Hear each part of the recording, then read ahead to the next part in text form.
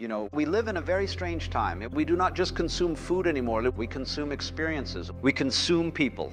We consume life itself the way we would scroll through a menu. And the odd thing is, the more we consume, the less we actually taste. You wake up in the morning. Before your feet even touch the floor, there is a little rectangular oracle in your hand. You ask it without words, who am I today? Am I loved? Am I behind? Am I winning? And it replies with numbers. Likes, views, messages, followers. This is, you see, a very peculiar way to begin a human day. Because from that very first moment, your life ceases to be something you live and becomes something you constantly check. Is it good yet? Has it started yet? Is it enough yet? And so we move through the day, not as participants in a great unfolding mystery, but as auditors inspecting the books of our own existence. Now, what I would like to explore with you is a very simple idea. You are not here to consume life, or you are here to be life, and there is a world of difference, the hunger that never ends. Have you noticed how nearly everything is now designed to keep you slightly dissatisfied? You finish one video, and another is suggested. You finish one season of a show, and the next is already waiting. You buy one thing, and immediately an ad appears for the upgraded version. You did not know you needed, and so your attention is kept in a kind of permanent lean-forward posture, never resting, never arriving. It is like being on a treadmill. That promises, if you just keep running, you will eventually step off into real life. But of course, you never do, because the treadmill is powered by your belief that life is always one more moment away, one more purchase, one more achievement, one more self-improvement technique, one more spiritual insight. And so you consume and consume and consume not only videos and food and messages, but even your own present moment. You treat it as material, as raw fuel for some future moment, in which you imagine you will finally live. Life as a means to an end. Our culture has become very good at turning everything into a means to something else. You study not to enjoy learning, but to get a degree. You get a degree not to enjoy understanding, but to get a job. You get a job not to enjoy working, but to earn money. You earn money not to enjoy having it, but to buy things. You buy things not to enjoy them, but to present an image. And finally, you present an image not to express yourself, but to gain approval, so that you can feel worthy enough to do the whole thing again tomorrow. You see? At no point does the chain of means and ends ever really land. It is as if life were a piece of music, which we tried to play, only for the final chord. We would say to the orchestra, do not enjoy all these notes, hurry up, get to the end. But the point of music is never the last note. The point is the playing. In exactly the same way that the point of life is not the final achievement or the final self or the final state of perfect security. The point is the living. And when you forget that, you begin to consume life as if it were just a vehicle towards something else, from observer to participant. Imagine you are at a beautiful lake. You can sit on the bank, counting the ripples, measuring the temperatures, scrolling through photos of other lakes, and comparing them to this one, or you can slowly walk into the water and feel it on your skin. What we often do with our lives is that we sit on the bank analyzing, is my life as good as his? Am I as beautiful as her? Is my experience impressive enough? Should I be doing something different? We become observers of ourselves. We consume our own experience from a distance, like critics watching a play and constantly rewriting the script.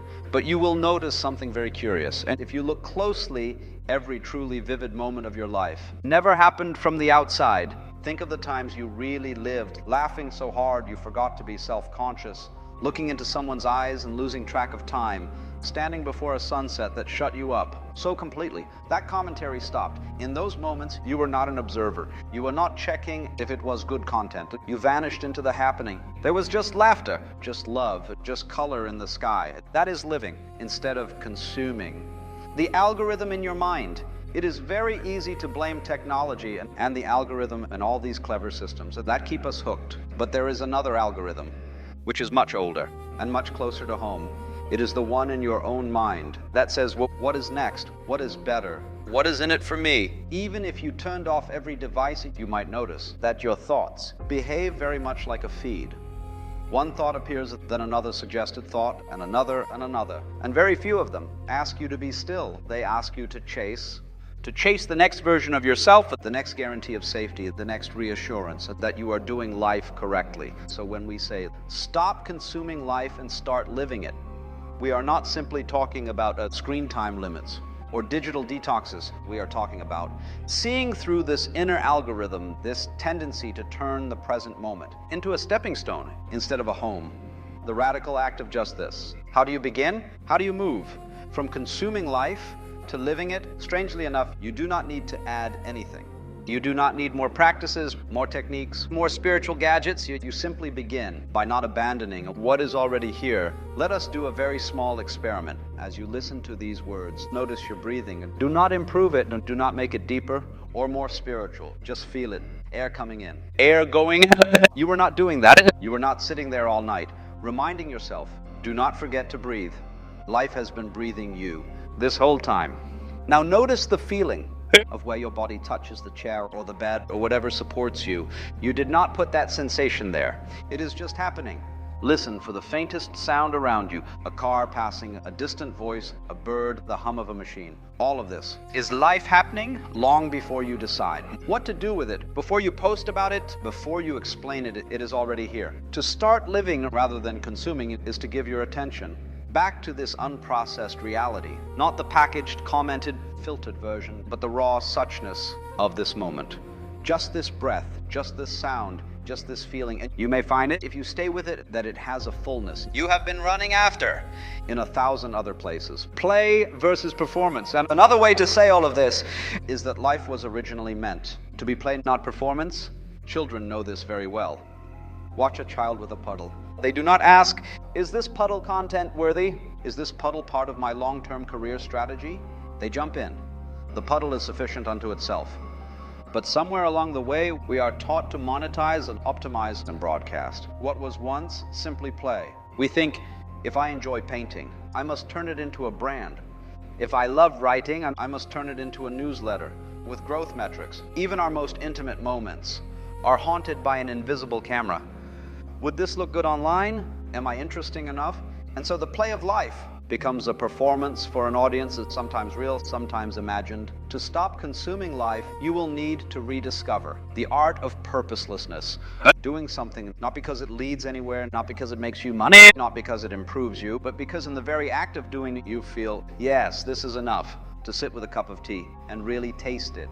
To take a walk with no podcast in your ears, just the sound of your footsteps and the breeze. To talk with a friend without needing a deeper reason than the simple joy of their company, that this is not laziness, this is sanity. It is remembering that you are a creature, not a constant productivity machine. Practical invitations. You might be thinking, this sounds quite lovely in theory, but what do I do? So let us be very simple, almost embarrassingly simple. Here are a few invitations, not commandments, just experiments. First, one undistracted activity a day.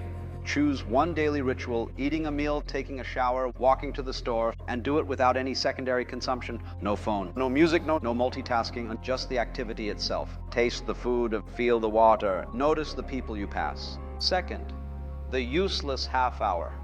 Hey, give yourself 30 minutes once a day to do something. That has no productive value whatsoever. Doodle, stare at the sky, hum a tune, lie on the floor. At first, your mind will protest. This is a waste of time, but slowly it may dawn on you that this so-called waste is where your humanity seeps back in. Third, treat this moment as the point. Several times a day, ask yourself quietly, if this moment were not a means to anything, if this were the point of my life, and how would I meet it? Not forever, just for the next minute. See what happens to your body, your breathing, your attention. You may find that even washing dishes or standing in line takes on a curious richness when it is no longer a rehearsal for something else. You are the dance. Ultimately, to stop consuming life and start living it is not about adding more strain, more discipline, more ways to judge yourself. It is, in fact, about relaxing the grip. And you have been standing at the edge of the dance floor, watching yourself, comparing, commenting, reviewing. What would happen if you allowed yourself to forget how you look and simply feel the music? Life is not a product. You are here to rate. It is not a show. You are here to review. It is a dance in which you are already moving even when you sit perfectly still. The breath moving in and out, the heart beating, the thoughts rising and falling on. All of this is the universe doing a little wiggle in the form of you. When you stop trying to consume it, you start to notice that you were never separate from it. You are not a spectator of life. You are what life is doing right here, right now. So perhaps instead of asking, how can I finally start living? You might gently wonder, one, what if I have never, for even a single second, been anything else? And from that realization, you may discover that the most revolutionary thing you can do in this hungry world is to taste fully and without hurry at this very moment and let it be enough.